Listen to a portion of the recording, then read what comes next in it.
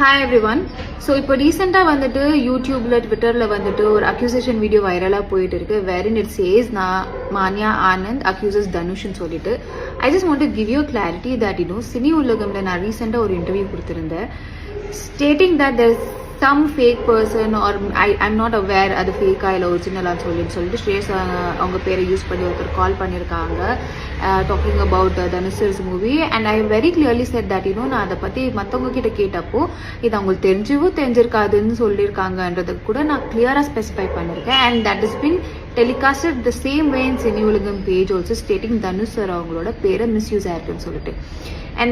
And the footage which I gave was an awareness video wherein அந்த footage misuse பண்ணி cut பண்ணி அந்த awareness வீடியோவை வந்துட்டு ஒரு accusation வீடியோவா மாற்றி வச்சிருக்காங்க.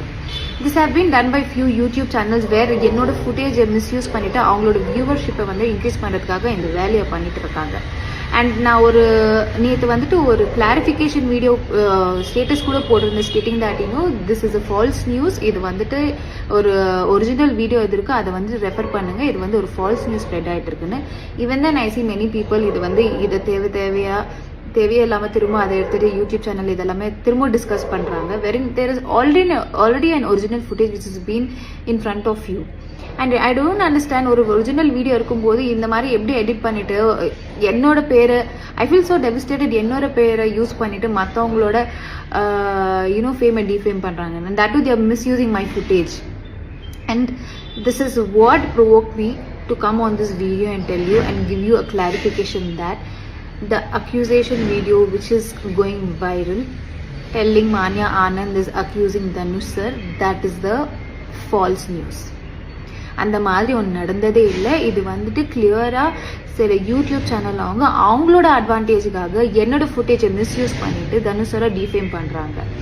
அண்ட் இது நான் வந்து சொல்லணுமா இருந்தது பிகாஸ் இதில் வந்துட்டு நான் தான் அவங்களை அக்யூஸ் பண்ணியிருக்கேன்னு சொன்னதுனால இட் இஸ் நெசசரி.